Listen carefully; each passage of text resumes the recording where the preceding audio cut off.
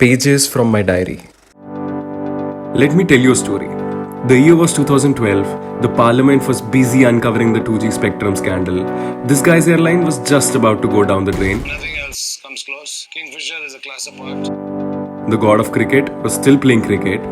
And this schoolboy was just out of high school. Yep, that's me.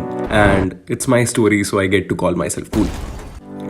To be honest, I was not a great student till my high school. There were some subjects which piqued my interest, and I studied, mostly literature. I loved stories, R.K. Narayan, Ruskin Bond, Arundhati Roy. But apart from that, I used to read a lot of books on entrepreneurship, mainly about this guy and his friend who started a company just out of their garage and went on to take down the biggies. I wanted to be the next Steve, charismatic, passionate, and cool. Stay hungry, stay foolish. Thank you all very much.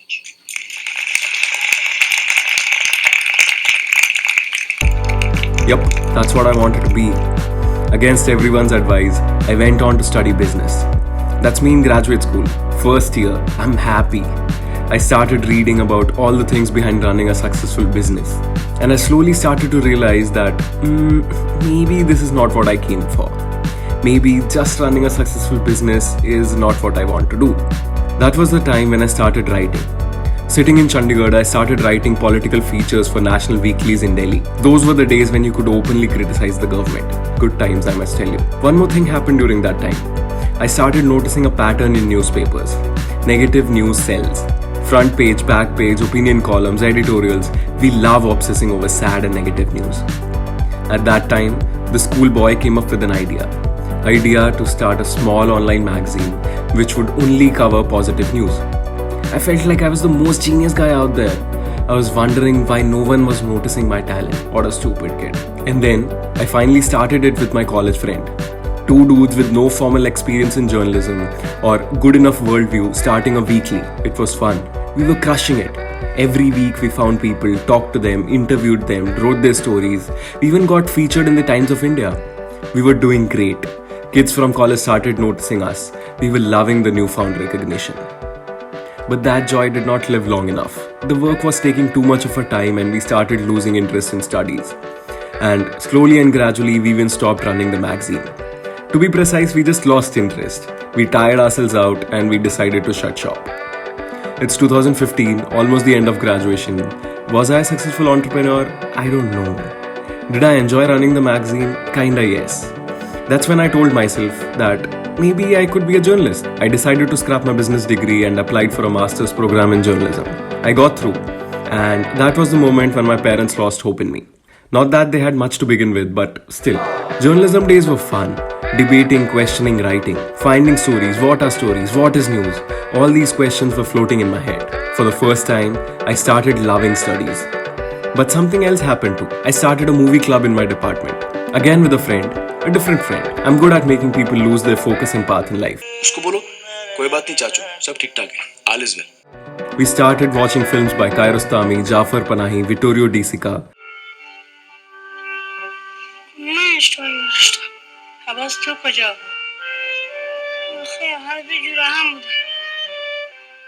And that was the time it struck me. If these stories could be films, then I could be a storyteller too.